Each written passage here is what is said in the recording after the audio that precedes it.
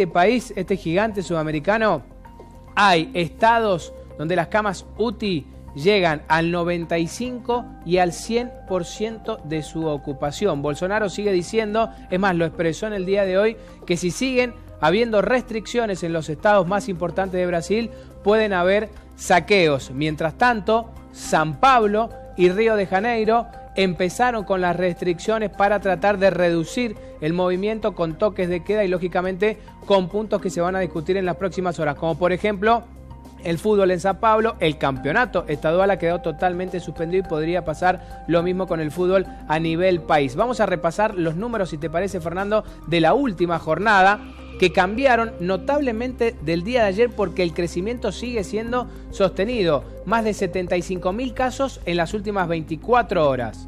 Casos totales de contagiados, más de 11.270.000. 2.233 muertos y 272.889 fallecidos en las últimas horas. Este es el panorama de un país que tiene más de 210 millones de habitantes y preste atención porque claro, los números de Brasil son gigantes. Se ha vacunado hasta el momento al 2% de la población. Mati, sumamos a Mateus Schenk, periodista de STV, está en Porto Alegre, en ese país. Mateus, ¿cómo te va? Buenas noches, bienvenido. Contanos, porque nosotros seguimos con suma expectativa lo que ocurre en tu país. ¿Cómo lo viven ustedes, los brasileños? Hola, Fernando, ¿todo bien con usted, con los amigos de Mendoza? Un placer hablar con ustedes. No tengo nada de Mendoza, pero tengo mi bufanda de Almagro. Bueno, ¿cómo puedo decir? Yo tengo miedo, seré muy sincero con ustedes. Yo trabajo diariamente saliendo de casa y tengo mucho miedo de contraer porque yo moro con mi mamá, con mi babacita, entonces es un peligro. Ustedes estaban hablando antes que fueran 2.233 muertos en Brasil, solamente en las últimas 24 horas. Son números que asustan.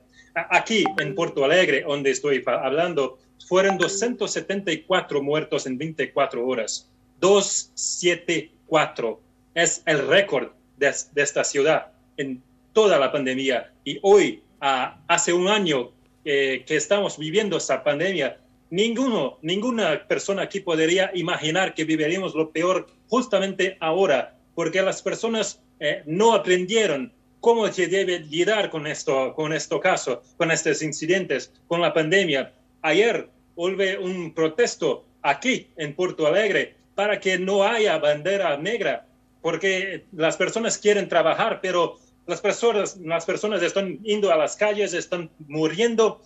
No hay lugar en ningún hospital para que haya atendimiento. El mejor hospital de Porto Alegre, sí, Conceição, fechó sus emergencias porque no hay lugar para colocar personas. Qué bárbaro. Mateus, te hago una consulta. Te hago una consulta para colocar personas. Te hago una consulta, te interrumpo, para preguntarte esto de que parece como una contradicción, que en algunos estados los jefes estaduales siguen un plan de acción y Jair Bolsonaro sigue su propio plan de acción con contradicciones muy profundas entre lo que algunos piensan y dirigen estados muy populosos de Brasil con muchos habitantes y lo que observa o piensa el propio presidente del Brasil. Es una situación que llama muy atención porque en un lado están los gobernantes del estado que están trabajando para las vacunas, para que haya distanciamiento social. Ustedes estaban hablando ahora poco que el Campeonato Paulista de Fútbol fue suspendido. Las acciones en San Pablo son las más rígidas en un año de pandemia. No hay toque de recoger, hay toque de fijar todo, pero Bolsonaro hace de un modo y los gobernantes hacen de otro modo. Es conflictante. Nosotros acá intentamos entenderlo, pero es muy complejo entender lo que está aconteciendo en Brasil en este momento. Ninguno aquí consigue entender, imagino ustedes en Argentina.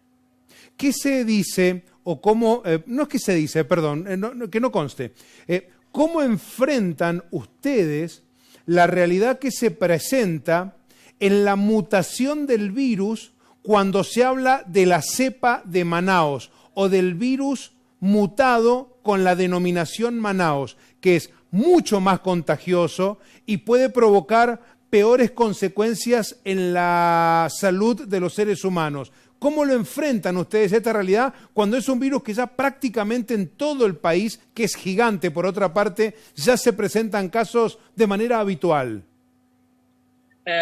Nosotros tenemos mucho miedo porque nosotros estamos intentando vivir normalmente. Esta es la realidad. La mayor parte de la sociedad brasileña intenta vivir normalmente en medio de una pandemia, la peor en 100 años. Y ahora con la variante de Manaus, continuamos a intentar a través de Bolsonaro a vivir normalmente. Es impensable. Entonces, es una situación muy compleja. Nosotros estamos viendo personas que están protestando para que haya un fin de bandera negra, un fin de bandera negra para que haya un comercio abierto. ¿Ustedes consiguen entender eso? No hay lugar en emergencia del hospital. En mismo tiempo, personas están protestando para que puedan salir de casa para comprar cosas fúteis.